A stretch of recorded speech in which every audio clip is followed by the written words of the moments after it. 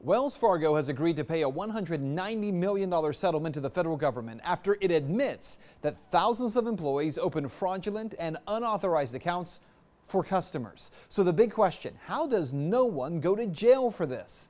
This is a reality check you won't see anywhere else.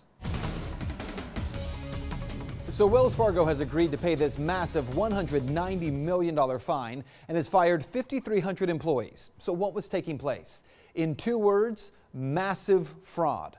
1.5 million checking accounts and 500,000 credit cards of fake accounts were set up using real customers' names in order for more than 5,000 employees to hit lofty sales goals. Now, in addition to the fact that they were overcharged, overdraft and maintenance fees, some customers also dealt with significant hits to their credit scores as a result of not staying current on accounts that they didn't even know they had.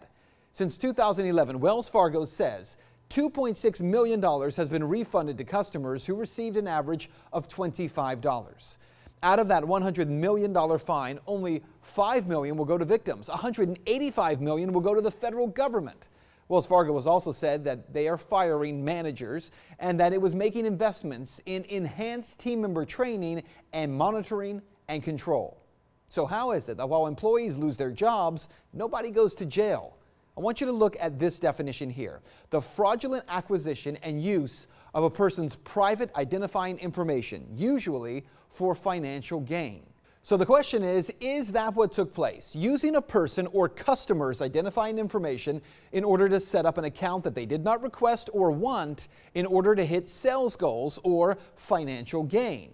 Yeah, that's exactly what was happening here. And this, by the way, is the exact definition of identity theft. Under federal law, let alone additional state laws, identity theft, it carries a penalty of up to 15 years in prison, as well as substantial fines. In Wells Fargo's case, no one's going to jail, and the fine, we'll take a look at this, it's really not substantial. It's $190 million. It's just over 3% of the $5.6 billion in revenue that Wells Fargo pulled in for just the second quarter of this year. So what you need to know is that when Wells Fargo agreed to pay this pittance of a fine, the government also agreed to something else. It gave the bank immunity for any uncovered crimes that may have taken place during the same time period. So in short, no one goes to jail, the bank pays a comparatively tiny fine, the government gets a big pile of cash, and the victims, they get about $25 per person.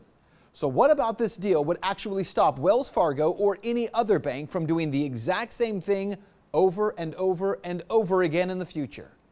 That's a reality check. Let's talk about that tonight on Twitter.